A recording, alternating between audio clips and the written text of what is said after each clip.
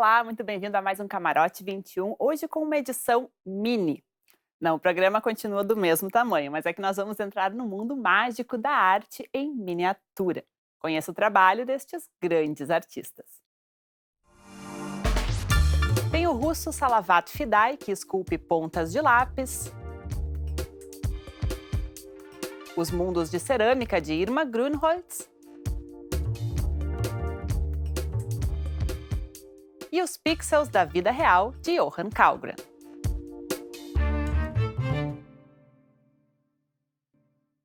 Fazer arte a lápis soa como uma obviedade, mas o russo Salavat Fidai faz arte com o lápis, com a ponta dele para ser exata. Usando um microscópio, ele esculpe o grafite, dando origem a obras de arte milimétricas.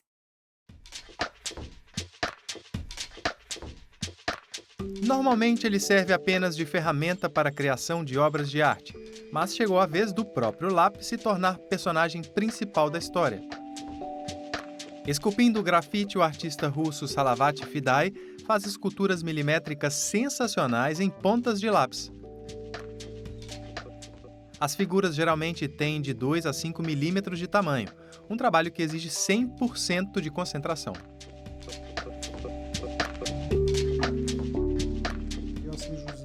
Tenho que controlar a respiração, fazer cada movimento levando em conta os meus batimentos cardíacos. Sob o microscópio dá para ver como eles influenciam o movimento da lâmina. Para mim, este trabalho é como uma meditação. Fã da série Game of Thrones, o artista já fez até uma exposição com 30 miniaturas inspiradas no seriado.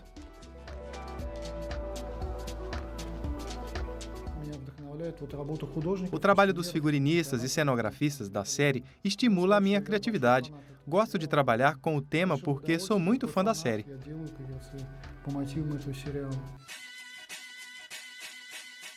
Desde 2014, Salavat Fidai se dedica quase integralmente ao trabalho com as esculturas em pontas de lápis.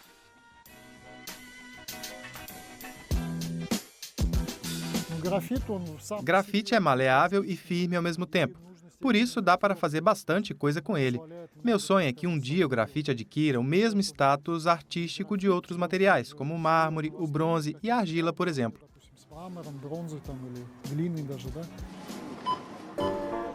Os lápis esculpidos de Salavat rodam o mundo. Além de comercializados pela internet, fazem parte de exposições em diversos países. O artista trabalha em Ufa, uma cidade russa com pouco mais de 1 milhão de habitantes próxima aos Montes Urais. Mas a maioria dos compradores está bem longe dali.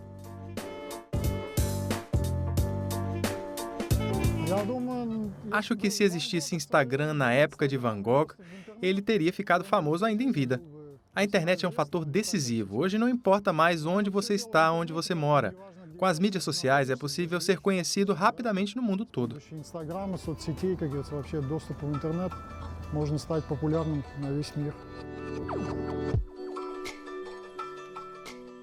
Salavat promove seu trabalho pelas mídias sociais, mas se tornar artista não foi algo exatamente planejado. Formado em Direito, depois de mais de 20 anos trabalhando em escritório, decidiu largar tudo para viver de arte. E vem dando certo. Cada miniatura custa cerca de 1.000 euros. Para cada uma é preciso de 8 a 12 horas de trabalho, às vezes dias. Isso quando no último momento a ponta do lápis não quebra.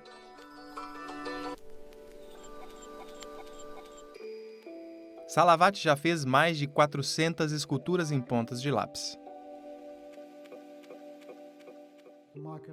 Esse mundo macro é como um universo próprio para mim. Quanto mais eu amplio a imagem, mais interessante fica a estrutura do material. Trabalhar com o microscópio é completamente diferente. É um desafio, sempre me questiono. Será que eu consigo esculpir ainda mais detalhes nesse objeto tão pequeno? Com criatividade e precisão milimétrica, Salavat Fidai cria um mundo fantástico de miniaturas em grafite.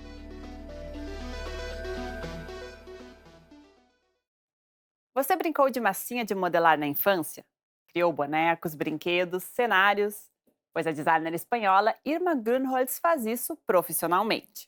Ela se diz ilustradora de massinha de modelar e usa o material para montar cenas e personagens que ilustram campanhas e publicações premiadas mundo afora. Quem diria que uma brincadeira de criança acabaria virando profissão?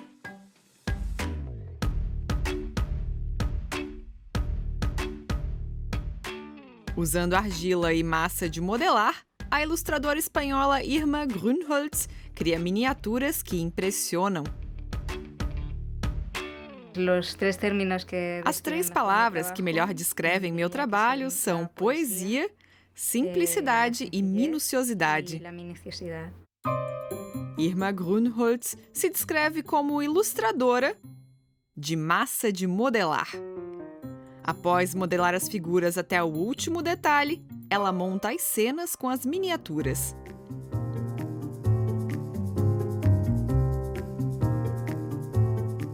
Ela também cria alguns objetos de argila em tamanho real. Um trabalho tão bem feito que parece pintura. Quando eu era criança, para mim era mais natural brincar de massinha de modelar do que de pintar. Gostava muito de miniaturas, de trabalhar com as mãos, de objetos tridimensionais. Uma das criações mais recentes foi encomendada por uma revista alemã de arquitetura e design. Foram meses de trabalho fazendo a versão em miniatura de diversos produtos de uma empresa alemã de porcelana. Estas são cópias feitas à mão de clássicos do design, como o prato de porcelana da marca Rosenthal ou os talheres de aço inoxidável da Alessi. Formada em design gráfico, Irma foi diretora de arte de uma agência de publicidade antes de se dedicar às miniaturas. Hoje, como artista freelancer, ela aceita apenas as encomendas que lhe agradam, como esta propaganda para uma loja online de calçados femininos. Ela também ilustra histórias infantis, como o livro Il bailarino del silenzio, de Ivo Rosati. Ela e o autor foram premiados em 2013.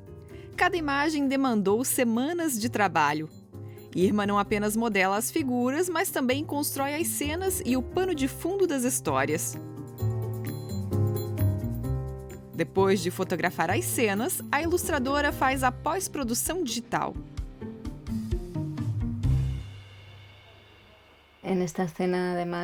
Fiz várias fotos da cena do jantar com flashes diferentes. Assim, eu pude criar diferentes tipos de iluminação, uma atmosfera à luz de velas, outra com lâmpadas. Eu junto todas as fotos e as finalizo no editor de imagens. Depois de tudo pronto, a ilustradora deixa as miniaturas guardadas no ateliê.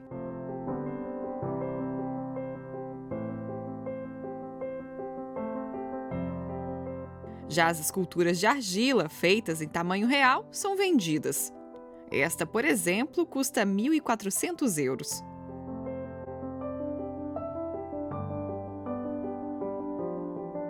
Um trabalho de grande impacto visual, seja em tamanho real ou miniatura.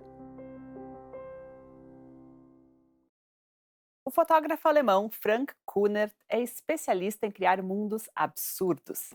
Com maquetes, ele descontextualiza objetos do cotidiano, gerando imagens surreais cheias de ironia e crítica social. Para mergulhar nessa biblioteca, é melhor não esquecer o pé de pato.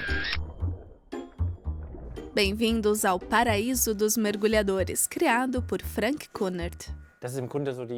É basicamente a ideia de que você pode mergulhar em outro mundo, ficar um pouco longe dos problemas. É simplesmente um oásis da calma.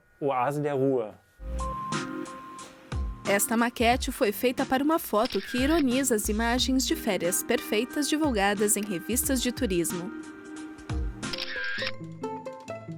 O pequeno mundo de Frank Kunert pode ser tanto engraçado quanto macabro. Nesta foto, por exemplo, ele critica aquelas pessoas que ignoram os problemas e não querem ver o abismo à sua frente. Eu gostaria de mostrar todo o espectro da vida, da tragédia à comédia, os dois lados da mesma moeda. Primeiro, ele constrói os modelos no estúdio.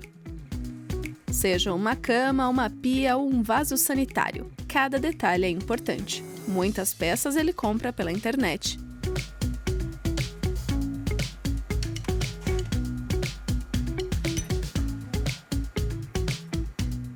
Este mini apartamento tem até uma garrafa de vinho para afogar as mágoas e facilitar a vida. O anúncio imobiliário provavelmente diria apartamento de um cômodo totalmente mobiliado. E quando o interessado chega, tem uma surpresa. As inspirações de Frank Kunert vêm do mundo real. Ele mora na cidade de Bopad, no oeste da Alemanha. Ele não se interessa muito pela beleza, e sim pelas marcas que o tempo deixa na cidade. Frank estudou fotografia logo após o ensino médio. Trabalhou por um tempo como fotógrafo comercial e, em meados dos anos 90, começou a criar os pequenos mundos. Entre seus temas favoritos estão o ritmo acelerado do cotidiano e as preocupações e sonhos do ser humano. Este viaduto, por exemplo, resultou nesta foto. De uma ideia inicial, surge o esboço das maquetes.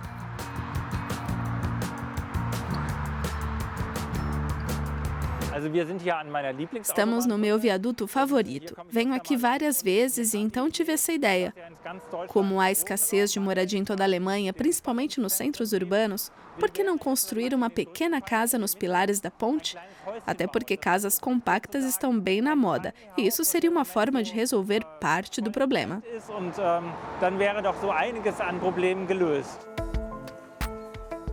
O trabalho de Frank certamente abusa da ironia. As maquetes geralmente levam de 2 semanas a 3 meses para ficarem prontas.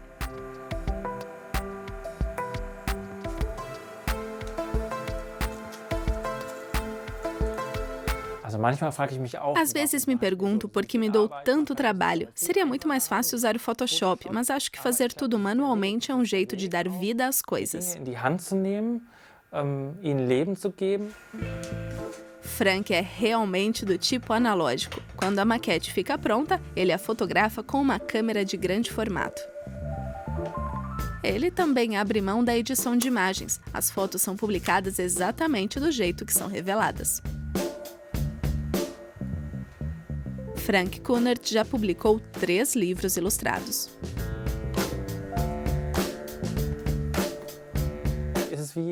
As paisagens são como um palco no qual o espectador pode deixar a imaginação rolar. Eu acho isso mais interessante do que se houvesse pessoas na imagem. E embora as pessoas nunca apareçam nas imagens, é possível sentir a presença delas. Os pequenos mundos de Frank Kunert contam histórias que dão asas à imaginação.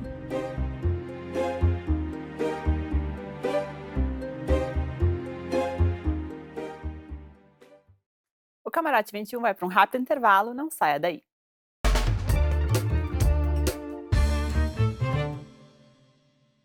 Camarote 21 de volta, hoje com um programa especial sobre arte em miniatura. O tema da próxima matéria é arte filigrana sobre folhas, não de papel, mas de verdade, um trabalho quase meditativo assinado pelo artista espanhol Lorenzo Duran.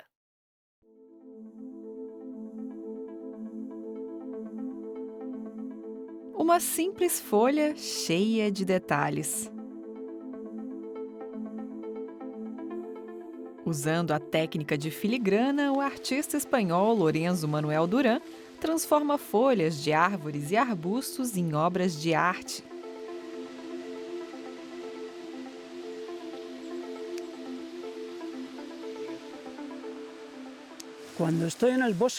Quando vou para a floresta, normalmente busco silêncio e paz. Esse estado de silêncio e paz faz com que a criatividade se desenvolva melhor do que em lugares barulhentos. Quando a primavera começa na Europa, Lorenzo sai em busca de matéria-prima para sua arte. Ele mora com a família em Trihuec, na província espanhola de Guadalajara.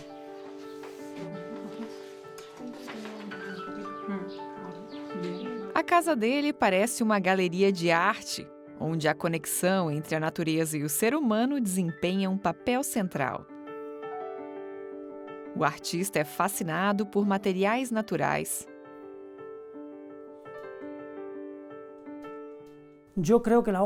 Acho que a folha perfeita não existe, porque são organismos que passam por um processo evolutivo. A própria evolução não tem como ser perfeita. Para mim, é na imperfeição que se encontra a perfeição. São várias etapas até chegar ao produto final. Primeiro, ele separa as folhas frescas, prensa o material e deixa secar por alguns dias. A dificuldade é que, para poder trabalhar com as folhas, elas devem estar secas o suficiente para não descolorirem na hora do corte, mas ainda úmidas o bastante para não quebrarem. A folha é então fixada sobre um molde e, com um bisturi, o artista começa a fazer cortes milimétricos. A inspiração veio ao observar uma lagarta comendo uma folha. Aí vi que era possível fazer os meus próprios desenhos em folhas de plantas. Com o passar dos anos, fui desenvolvendo a minha própria técnica. Dependendo do desenho, a etapa do corte pode levar vários dias. Para ele, esse trabalho é como uma meditação, bem diferente do seu emprego anterior. Lorenzo trabalhou por anos na indústria da construção, até que ficou desempregado e entrou em crise. Foi aí que a arte entrou na vida dele.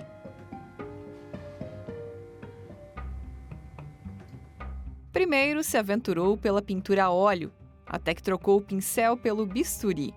A cada dia, um novo aprendizado.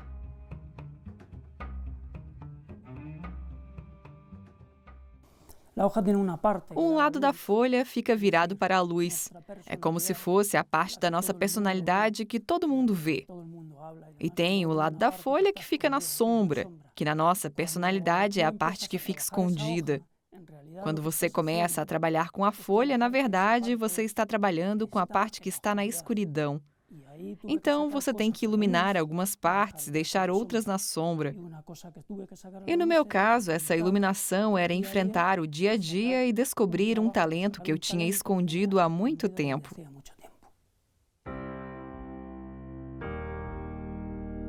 Um talento que virou profissão. Os trabalhos de Lorenzo são publicados em revistas e livros de diversos países. O trabalho dele é especialmente requisitado por campanhas relacionadas à sustentabilidade. As folhas das árvores convertem o dióxido de carbono em oxigênio, a metáfora perfeita para um meio ambiente saudável. Também uma preocupação de Lorenzo. Tento mostrar que o ser humano está de alguma forma ligado à natureza, uma conexão que acabamos perdendo.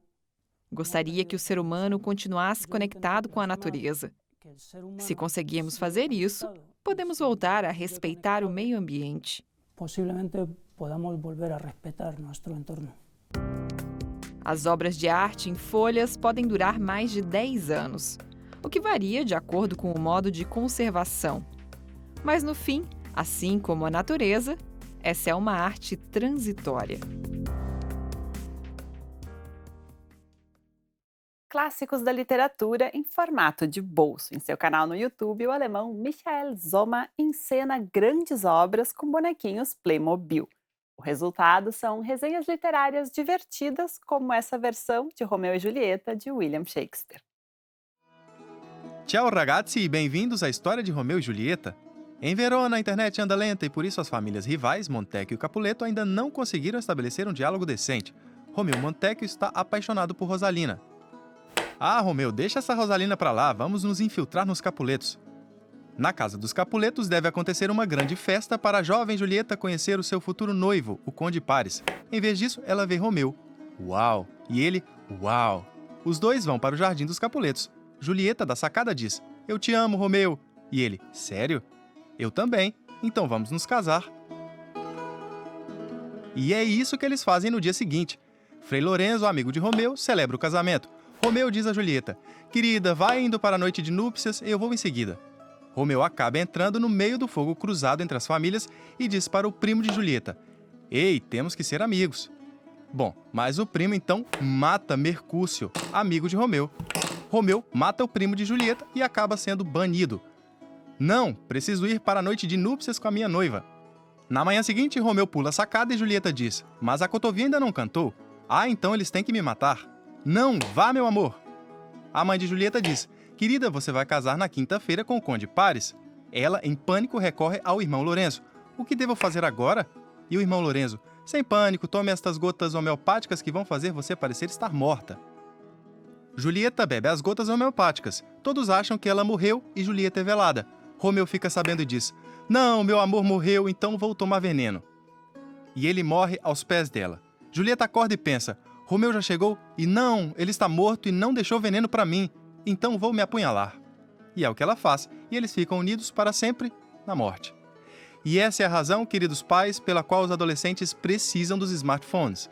Um simples WhatsApp teria impedido essa tragédia. Essa é a história de Romeu e Julieta, de William Shakespeare. Foi brincando com os filhos que Johan Kallgren encontrou a própria linguagem artística. Ele transforma miçangas e contas de plástico em pixels e vice-versa, transportando personagens dos games e cartoons para a vida real.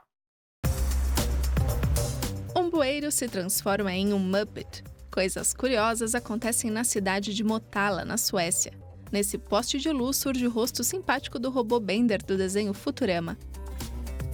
O responsável por essas travessuras é o sueco Johan Kallgren. Ele traz o universo dos cartoons e videogames para o mundo real. Personagens de filmes também o inspiram, como o personagem psicótico de Jack Nicholson em O Iluminado. Gosto do contraste entre o mundo real e as figuras. Essa talvez seja meio assustadora, mas quando você coloca algo irreal no mundo real, ocorre um contraste que é lindo.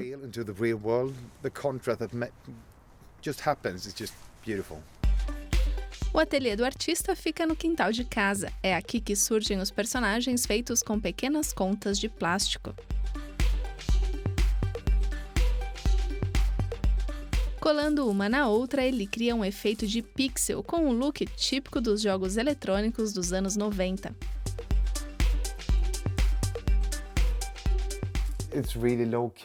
É algo realmente simples. Transformo o low-tech, que eu adoro, em algo do mundo high-tech.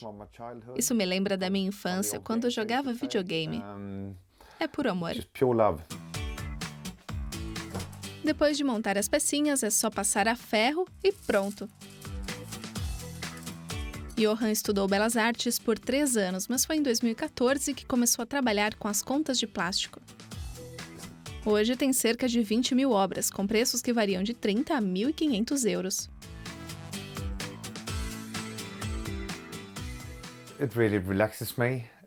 Isso me faz relaxar. Encaixar as contas me acalma e ainda por cima consigo viver disso. O nome artístico dele é Papas Pelo, algo como Pérolas do Papai, pois foram os filhos, Kai e Zelda, que o inspiraram a criar essas obras de arte. Diversas vezes eles brincaram juntos com as contas plásticas, mas hoje em dia deixam as criações por conta do pai.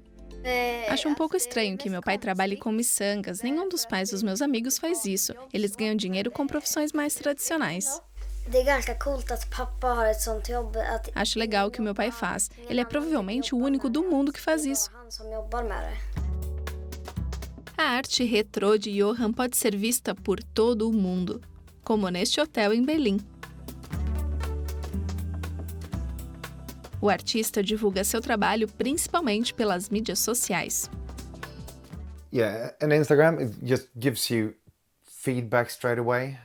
O Instagram traz um feedback imediato. Recebo muitos elogios, inspirações e basicamente muita energia quando as pessoas dizem coisas boas sobre o meu trabalho. Ele também posta vídeos de suas obras coloridas, como o Super Mario em uma corrida de carros ou na pista de esqui.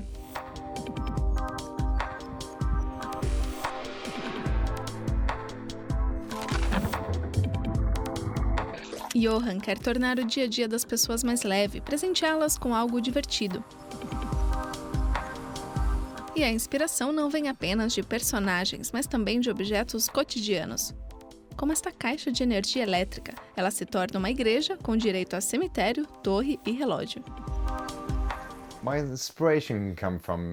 Minha inspiração vem de várias fontes, do videogame, claro, mas também da cultura pop e de coisas que estão acontecendo no mundo, como fatos políticos internacionais. Basicamente, tudo que me toca de alguma maneira.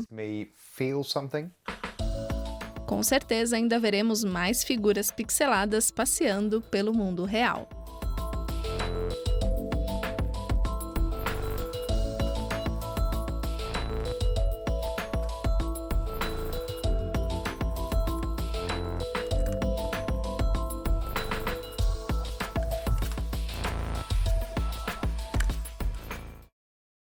Esse foi o nosso grande especial de hoje. Espero que vocês tenham gostado de transitar por esse universo mini. Quem quiser rever ou compartilhar os vídeos, eles já estão online na nossa página e no YouTube. É só acessar a playlist do programa no canal da DW Brasil. Uma boa semana a todos e até o próximo Camarote 21. A gente se vê!